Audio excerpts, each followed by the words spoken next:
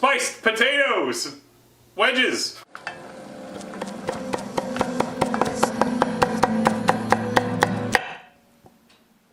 Hi, I'm Phil. Welcome to Pretty Good Cooking. Here's a bowl full of wet potatoes. They're wet because you're drawing starch out of them. These have been wedged. They're waxy wedge potatoes. Yukon Golds. They were 50 cents a pound. The first step is to cut all your potatoes and soak them in water for a while. We did that ahead of time. I soaked them like an hour and a half, but that's probably excessive, honestly. Because these are wet, it would be a good idea to try them, but given the general nature of our show, we're just gonna dry the top layer and not worry about the rest. And then we're gonna hit them with some smoked paprika. And if you were living in an ideal world and using ideal spices, you would not just spice the top layer, but would mix up this blend, put it on the potatoes, then do whatever.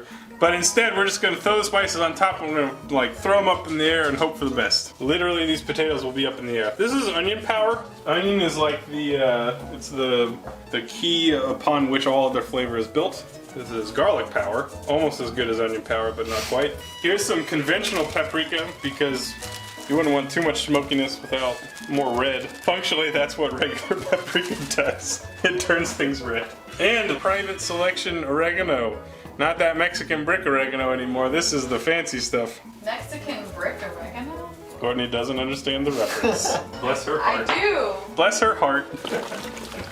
Ooh, is there potato water in there? You didn't drain those at all. I drained them some. Here's some olive oil, and now we're gonna shake them.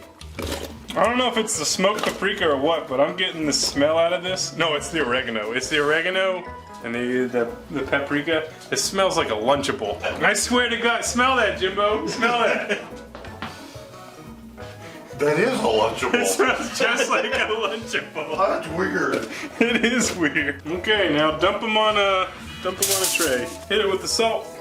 There's too many in the pan. We've overcrowded the pan. Something we've never done before. Just like we always do. I did not salt the dog. Intentionally. Now I'm peppering it. The top of my pepper grinder is real greasy right now. Not sure what's up with that. Place these under a couple chickens that you're cooking. That step's optional. They need to go about 40 minutes. You're gonna wanna flip them at least once halfway through. The idea being if you didn't crowd the pan, which we did, if they all had contact with that pan and then you flipped them, you would have a crisp side and then another crisp side and then you'd have a skin side. And that's like, that's called layering the dimensions of the cooked flavor. We're not gonna do that. Ours are just gonna be mush, right? Yeah, they'll probably be mushy and they'll taste like a Lunchable. They smell like one. They really do. Why do they smell like a Lunchable? We will be back. I don't know how long it's been. It's hard to keep track of time. You see that some of the potatoes are sticking? That's typically an indicator that, one, you've overcrowded the pan, but we already knew that. Two, maybe they're not ready to be flipped. In an ideal world, the potato will just release and not leave behind that good part that is on now on the pan. And these are We'll just throw those back in. We'll throw them back in. Don't worry about it. I think it'll be fine. I think it's been 40 minutes.